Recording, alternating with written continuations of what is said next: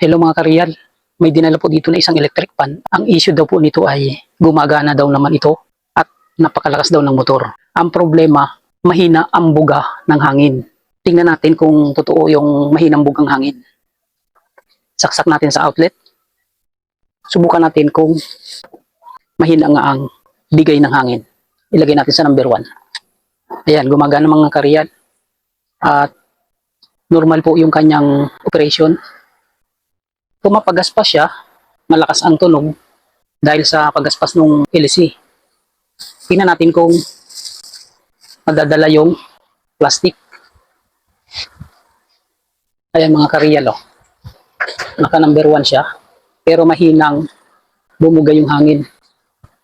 Ilagay natin sa number 2. Mahina pa rin bumuga.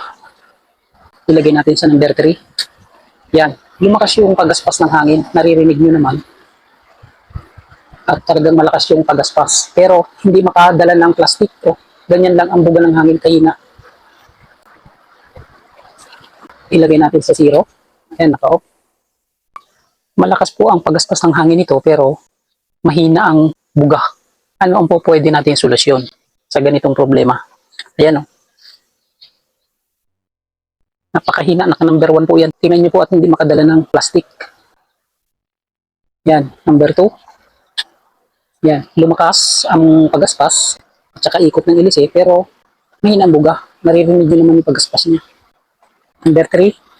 Wala. Hindi kayang itulak yung plastic. Okay. Mahina talaga. Tingnan natin kung ano ang magiging solusyon.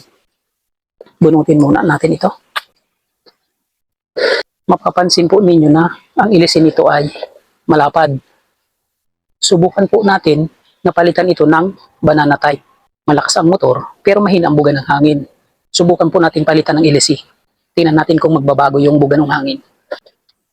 At habang pinapalitan po natin ito ng LC, ay shoutout po muna ulit sa ating mga masisipag na subscribers dyan. Sa mga nag-like and comment sa nakarang latest video ko.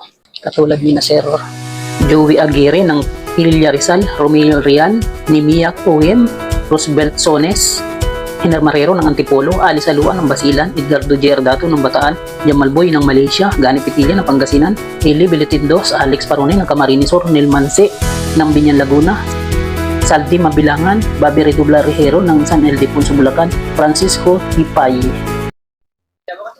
Saglit muna, nagbablog pa ako, saglit. 10 minutes lang, dyan ka muna. Okay, may nagpapagupit po sa labas. Mga kareal, ituloy na natin ito. Palitan lang po natin ng banana type. Ito. At habang naghihintay yung ating customer sa labas, ay tapusin natin ang pagbablog. May gugupitan tayong customer sa labas. Habang naghihintay siya, ay palitan natin ito ng ilisit nang matapos na. Okay, nalagyan na ng ilisit at takipan natin para hindi sumabit yung plastic. Para safe. Napalitan na natin yung ilisit. Ito. Subukan natin isaksak sa outlet. Yan. Tapos ilagay natin sa number 1. Ayan mga kareal. Ayan, lumakas na ang hangin. Ito. Ilagay natin ulit sa 0. Para makita nyo ang pagbabago. Ito. Tingnan natin kung malakas na. Ilagay natin sa number 1. Ayan. Oh, tumulak na at naka-vertical na yung plastic. Number 1 pa lang. Ayan oh. Ayan. Lakas. Lagay natin sa number 2. Ayan. Mahina po ang pagaspas ng hangin kaysa kanina, pero mas malakas ang buga. Ayan o. Ayan o. Samantalang kanina, yan ay nakabagsak. Ayan o, lakas. Lagyan natin sa number 3. Ayan, mapapansin ninyo mga kareal o. Tuwid na o. Ayan, ang lakas. Ayan. So, ang ibig sabihin ko ay mas malakas pong humangin yung banana type kaysa dito sa malapad na LC. So yun lamang po ang gagawin natin solusyon, ang palitan ang LC ng banana type. Solve na ang problema ng ganitong issue ng electric fan. Paki-like and share lang po ng video na ito para malaman din ng iba. At subscribe na rin kayo. Ito po ang aking munting channel.